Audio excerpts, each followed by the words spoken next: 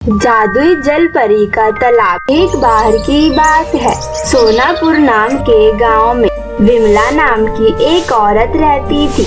उसकी एक बेटी थी जिसका नाम रिया था। उसकी उम्र 8 साल की थी। रिया के पिता रिया के पैदा होते ही गुजर गए थे, जिसकी वजह से उनकी आर्थिक स्थिति बहुत खराब हो चुकी थी। उनकी 2 वक्त की रोटी भी बड़ी मुश्किल से चल रही होती है। उसके घर के पास में एक तालाब भी होता है। यह तालाब एक लौती ऐसी चीज होती है जो उनके नाम होती है। विमला उस तालाब में मछलियाँ पकड़ के अपना जीवन जैसे तैसे बिता रही होती है। एक दिन की बात है, विमला बाजार में अपनी बेटी के साथ मछलियाँ बेचने जा रही थी। तभी वहाँ एक रिया की उम्र की एक लड़की आती है और वह बोलती है, दीदी दीदी आप मछलियाँ क्यों बेच रही हो? क्या आप स्कूल नहीं जाती हो? तभी उस लड़की की माँ भी बोलती है, चुप हो जा, आजकल तेरी बहुत जवान चलने लगी है, कहीं भी कुछ भी बोल देती है। यह बोलकर उसकी माँ उसको चुप करवा देती है, पर कहीं न कहीं यह बात उसकी माँ जान जाती है कि वो लड़की सही बोल रही है। शाम को दोनों माँ बेटी मछलियाँ बेचकर अपने घर आ जाती हैं। फिर वह खाना खा ही रही होती हैं कि तभी रिया बोलती है, मामा ये स्कूल क्या होता है जो वह दीदी बोल रही थी?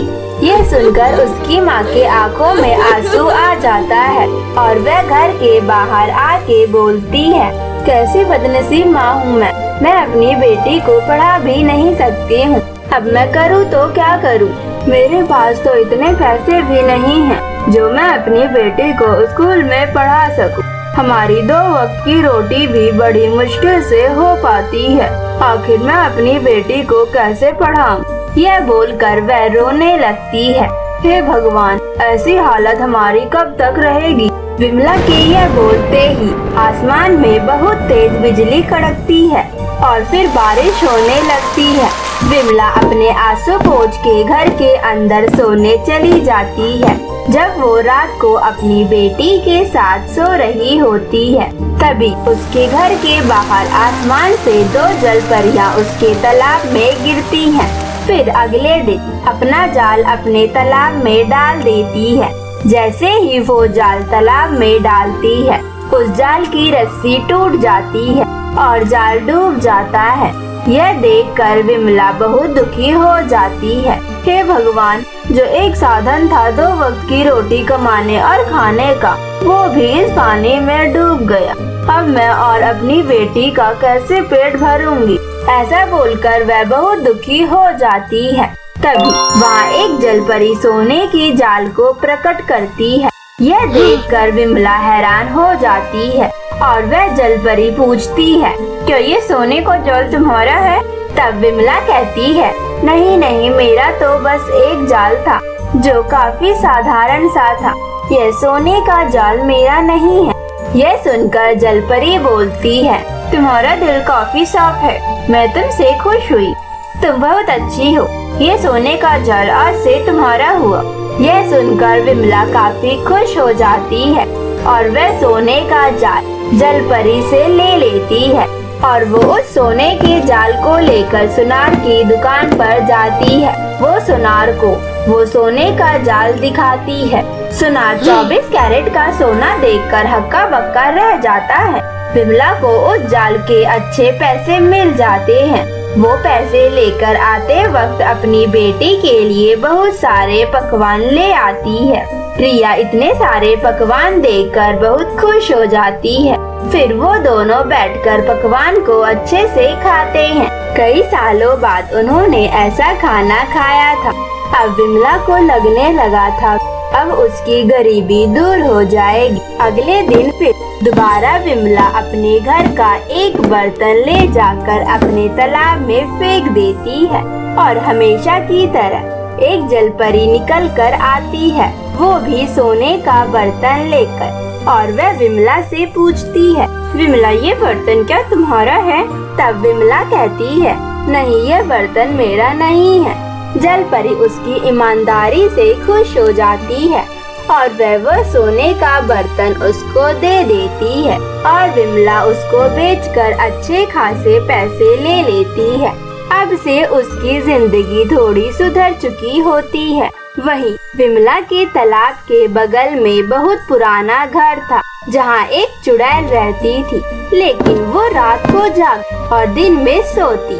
एक दिन विमला की आवाज सुनकर वह चुड़ैल दिन में ही उठ जाती है और उठने के बाद वह बोलती है, कौन है ये जो चीजों को पानी में फेंक रहा है। जैसे ही वो चुड़ैल घर के बाहर आती है तो वह देखती है एक जलपरी एक औरत से बात कर रही होती है। यह देखकर वह बहुत खुश हो जाती है। अरे वाह, मेरे घर के बगल में इतने दिनों से एक जलपरी रह रही है और मुझे पता भी नहीं। चलो 2-3 दिनों का खाने का बंदोबस्त हो गया। आज रात को इसको पकड़ के अपना डिनर बनाऊंगी। देखने में तो बहुत स्वादिष्ट लग रही है, अब इसे खाकर ही पता चलेगा।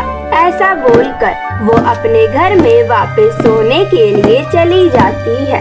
जब रात होती है तब चुड़ैल अपने घर से निकलती है और तालाब के पास आकर जलपरी को पकड़ने के तरीके ढूंढने लगती है, लेकिन लाख कोशिश करने के बावजूद वो जलपरी को पकड़ने के तरीके नहीं निकाल पाती है।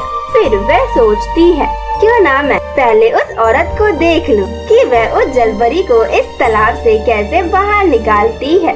फिर मैं उसी तरह इस जलपरी को बाहर निकालूंगी इस तालाब से।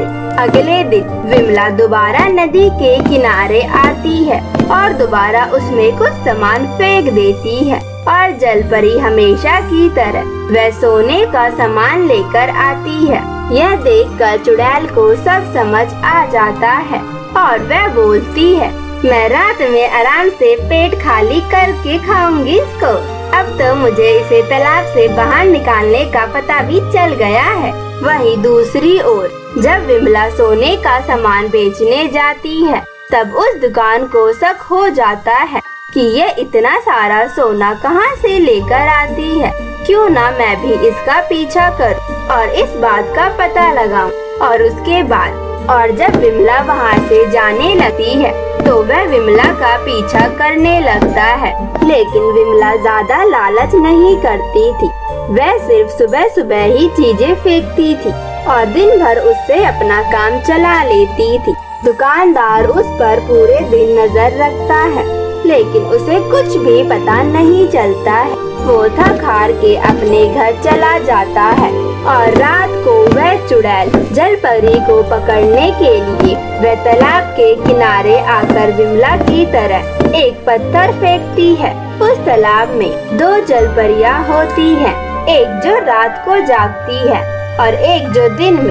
रात को जागने वाली जलपरी मन को पढ़कर सामान देती है। जैसे ही उसने पत्थर फेंका उस जलपरी ने उसका मन पढ़ लिया और वो एक बड़ा पत्थर लेकर बाहर आई और उस बड़े से पत्थर से उस चुड़ैल को दे मारा और वह चुड़ैल उसी वक्त वहाँ मर गई। वहीं दूसरी ओर विमला की जिंदगी अब अच्छी हो गई थी। वह अपनी बेटी को एक अच्छे स्कूल में पढ़ाने लगी थी। उन्होंने अब एक नया घर भी ले लिया था। अब वो उस गांव में सबसे अमीर बन गई थी। इसी तरह वो जिंदगी खुशी खुशी बिताने लगी थी। जादुई पेड़ के 7 गांव। एक गांव में गोपी नाम की औरत अपनी बेटी टीना के साथ रहती थी। गोपी के पति की मृत्यु कुछ सालों पहले ही हो चुकी थी और गोपी ने दूसरी शादी सुरेश से कर ली थी ताकि वह अपनी बेटी टीना को बाप का प्यार दे सके और टीना को अपनी जिंदगी में किसी की भी कमी ना हो। लेकिन सुरेश ने शादी टीना से इसलिए की थी क्योंकि गोपी के पास बहुत सारा धन दौलत था ताकि वह उसके धन दौलत का इस्तेमाल कर सके। सुरेश एक नंबर का नशेड़ी था। वह हमेशा पीता ही रहता था। उसे घर की चिंता बिल्कुल भी नहीं होती थी। टीना पहले प्राइवेट स्कूल में पढ़ती थी, लेकिन घर में पैसों की कमी होने की वजह से गोपी ने उसका एडमिशन सरकारी स्कूल में करवा दिया था। गोपी का पति सुरेश धीरे धीरे कर सारी जायदाद नशे पर खर्च करता जा रहा था। ऐसे ही एक दिन जब टीना स्कूल से आती है तो उसकी माँ बिस्तर पर लेटी होती है। उन्हें ऐसा देखकर टीना अपनी माँ से पूछती है, आज आप बिस्तर पर क्यों लेटी हो? मैं जब भी स्कूल से आती हूँ आप हमेशा काम करती रहती हो और खुश भी होती हो, लेकिन आज आप बिस्तर पर क्यों लेटी हो और आपका चेहरा भी उदास दिख रहा है। हाँ बेटी तो सही कह रही है, लेकिन आज मेरी तबीयत बहुत खराब है, मुझसे उठा नहीं जाएगा। आज तुझे ही घर का सारा काम करना पड़ेगा और कुछ कपड़े भी रखे हुए हैं, उन्हें भी तुझे ही सिलना पड़ेगा। गोपी घर का खर्चा चलाने के लिए सिलाई भी करती थी। अपनी माँ की बात सुनकर टीना कहती है, ठीक है माँ, मैं सारा काम कर लूँगी, आप बस आराम करो, मैं शाम को दवाइयाँ भी ले आऊँगी, फिर आप जल्दी से दवाई खाकर ठीक हो जाना। उसके बाद टीना घर का सारा काम करके सिलाई करने लगती है। तभी शाम होते ही सुरेश आ जाता है और कहता है, अरे कामचोर तो लेटी हुई है, तुझे कोई काम धंधा नहीं होता है क्या? पूरा दिन तो आराम करती रहती है, चलो उठ खाना बना। और ये तेरी बेटी क्या कर रही है, पूरा दिन सिलाई ही करेगी क्या? चल जो भी कमाई हुई है मुझे लाके दे, मुझे और दारू पीनी है, मेरी दारू की बोतल खत्म हो गई है, जल्दी पैसे दे, नहीं तो मैं तेरी इससे बुरी हालत कर दूंगा। गोपी डर के मारे सारे पैसे दे देती है और सुरेश उन पैसों को लेकर चला जाता है।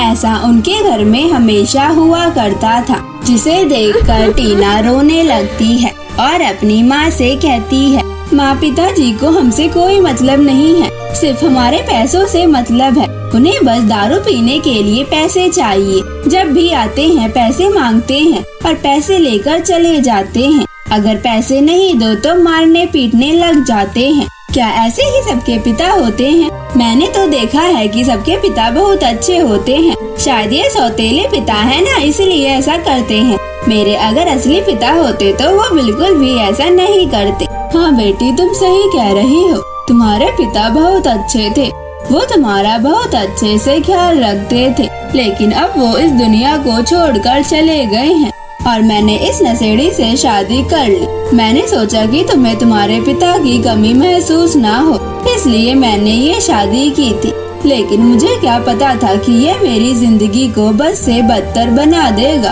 अब मैं इससे शादी करके पछता रही हूँ। माँ आपको पछताने की कोई जरूरत नहीं है, अब हम यहाँ से दूर चले जाएंगे, इस नशेड़ी से बहुत दूर, हमें इसकी कोई जरूरत नहीं है, हम खुद कमा के खा लेंगे। पैसे भी ये कमाते तो है नहीं, सारे पैसे हमारे ले जाते हैं, इससे अच्छा हम अकेले ही कोई काम धंधा करके खा लेंगे। लेकिन बेटी हम इस घर को छोड़कर कहाँ जाएंगे? हमारे पास इस घर के अलावा अब कुछ भी नहीं बचा है जिसे मैं बेचकर कोई घर ले लूं। पहले हमारे घर में नौकर रहते थे, लेकिन अब तो मेरी जिंदगी एक नौकरानी से भी बदतर हो गई है। लगता है अब मांग के ही खाना पड़ेगा। नहीं माँ, आप ऐसा क्यों कह रही हो? हम दोनों को सिलाई आती है ना, हम उसी से अपना पेट भर लेंगे। आप उस बात की चिंता मत करो। चलो अब हम यहाँ से चलते हैं, नहीं तो हमारी जिंदगी इससे भी बदतर हो जाएगी। हाँ बेटी तो सही कह रही है, हमें यह घर छोड़ना ही पड़ेगा, तभी हम अपनी जिंदगी सुधार सकते हैं। फिर गोपी और टीना उस घर को छोड़ देते हैं और वहाँ से बहुत दूर एक दूसरे गांव में अपनी छोटी सी झोपड़ी डालकर रहने लगते हैं। वह दोनों उस झोपड़ी में बहुत खुश थे, लेकिन टीना अब से स्कूल नहीं जाती थी, वह घर पर बैठकर सिलाई करती थी। उस गांव के सभी लोग टीना की सिलाई को देखकर बहुत खुश थे। उस गांव के सभी लोग अपने सारे कपड़े टीना से ही सिलवाते थे, इसलिए टीना की थोड़ी अच्छी कमाई हो जाती थी, जिससे उनका आराम से घर चल जाया करता था। लेकिन गोपी की तबीयत दिन पर दिन बिगड़ती जा रही थी, उसकी तबीयत ठीक होने का नाम नहीं ले रही थी। अपनी माँ की बिगड़ती हालत को देखकर टीना कहती है, माँ आपकी तबीयत तो ठीक ही नहीं हो रही है, लगता है आपको कुछ हो गया है, इसलिए ये दवाइयाँ काम नहीं कर रही हैं। मैं कल ही आपका चेकअप करवा देती हूँ। नहीं बेटी, बिना फालतू में पैसे खर्च करने की कोई जरूरत नहीं है। हमारे पास इतने पैसे नहीं है कि हम ऐसे इलाज पर खर्च कर सके। हम बस इतना ही कमा पाते हैं कि हमारा घर चल सके और हमें 2 वक्त की रोटियां मिल सके। अगर तू मेरा चेकअप कराएगी तो पता नहीं हमें कितने दिन और भूखे रहना पड़ेगा। और वैसे भी घर में पैसे नहीं है जो तू मेरा चेकअप कराने मुझे ले जाएगी। माँ, तुम उस बात की चिंता मत करो, मैंने थोड़े बहुत पैसे इकट्ठा कर रखे हैं। मैं कल ही आपका चेकअप कराने के लिए अस्पताल ले जाऊंगी। और दूसरी तरफ सुरेश को गोपी और टीना के बारे में पता चल जाता है। उसे यह पता लगते ही वह घर से रवाना हो जाता है। तभी सुरेश को टीना रास्ते में दिखती है। टीना अपनी माँ के इलाज के लिए कुछ पैसे दूसरों से मांग कर ला रही होती है। टीना को देखकर सुरेश बहुत खुश हो जाता है और वह टीना के पास आता है और उसे बहुत प्रेम से कहता है, टीना मेरी बेटी, तुम लोग मुझे छोड़कर कहाँ चले गए थे? तुम दोनों को पता नहीं है कि मैं तुम्हें कितने दिनों से ढूंढ रहा हूँ और अब जाकर तुम मुझे मिली हो। बेटी, मुझे बहुत बड़ी बीमारी हो गई है, इसलिए मुझे कुछ पैसों की जरूरत है। क्या तुम मेरी मदद नहीं करोगी? नहीं, मैं तुम्हारी मदद नहीं करूँगी। आज तक आपने हमारे लिए किया ही क्या है? बस हमसे लड़ाई करी है और हमारे सारे पैसे छीन लिए हैं और आज भी आप पैसों के लिए हमारे पास आए हो। आप जैसे पिता तो किसी के होने ही नहीं चाहिए, जो किसी का दुख दर्द समझे ही ना। आपको सिर्फ अपने शराब से मतलब होता है, ना ही हमारी चिंता कभी होती है। माँ की तबीयत कितने दिनों से खराब है। क्या कभी आपने कोशिश भी की है उनसे कभी पूछने की कि उन्हें क्या हुआ है?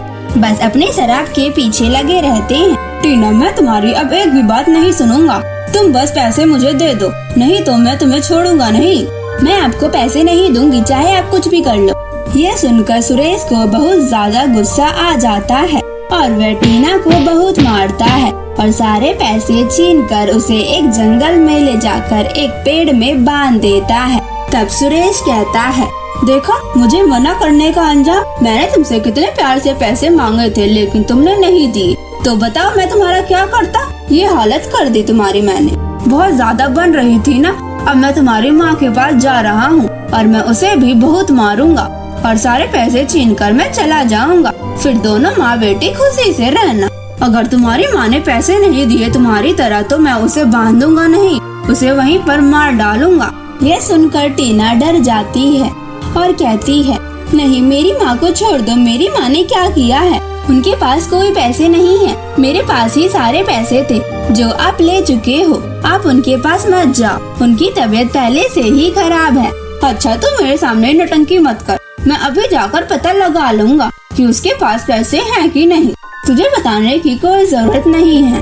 ये कहकर सुरेश वहाँ से चला जाता है। सुरेश की बातें सुनकर टीना रोने लगती है और कहती है, अब मैं क्या करूँ? ये मेरी माँ को मार देगा। पता नहीं ये मेरी माँ के साथ क्या करेंगे। पहले से ही मेरी माँ की तबीयत खराब है और पैसे नहीं मिले तो ये मेरी माँ को मार भी डालेंगी।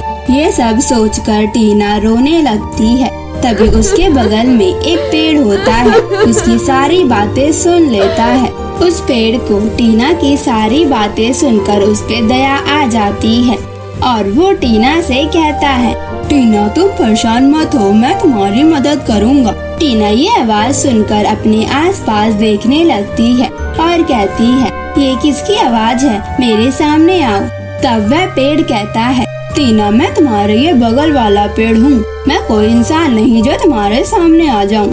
टीना, तुम दुखी मत हो, मैं तुम्हारी मदद करूँगा। लेकिन कैसे? तुम मेरी मदद कैसे कर सकते हो? तुम तो एक पेड़ हो, तुम तो हिल भी नहीं सकते, तो तुम मेरी मदद क्या करोगे?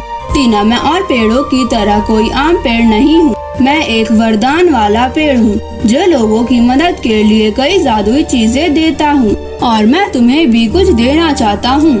उसके बाद वह पेड़ टीना को आजाद कर देता है और टीना को 7 जादुई गाउन देता है जो कि बहुत चमकीले और बहुत ही चमकदार सुंदर होते हैं, जिसे देखकर टीना कहती है, अरे वाह, ये तो बहुत सुंदर है, लेकिन ये मैं क्या करूँगी? मुझे इन गाउन की कोई जरूरत नहीं है। टीना, यही गाउन तुम्हारी मदद करेंगे। तुम इन गाउन को अपने साथ ले जाओ, जिसकी मदद से तुम अपनी माँ को छुड़ा पाओगे और अपने पिता को सजा दे पाओगी। टीना यह सुनकर बहुत खुश हो जाती है और उन 7 गाउन को अपने साथ लेकर जाती है। जब वह घर पहुँचती है तब वह देखती है कि सुरेश उसकी माँ को बहुत मार रहा होता है। यह देखकर टीना उस जादुई गाउन से कहती है, हे जादुई गाउन, मेरे पिता को बहुत मारो, इतना मारो कि वह जब तक हमसे माफी ना मांग ले तब तक उन्हें मारते ही रहो। फिर वह गाउन एक डंडे में बदल जाता है और सुरेश को बहुत मारता है। सुरेश काफी देर तक पिटता रहता है और आखिर में वह कहता है, गोपी, मुझे माफ कर दो, मुझसे गलती हो गई है, मुझे माफ कर दो, मैंने तुम्हारे साथ बहुत गलत किया है, मैं आज के बाद ऐसा कभी नहीं करूँगा, तुम मुझे माफ कर दो और मुझे यहाँ से जाने दो, मैं तुम्हारी जिंदगी में कभी भी वापस नहीं आऊँगा।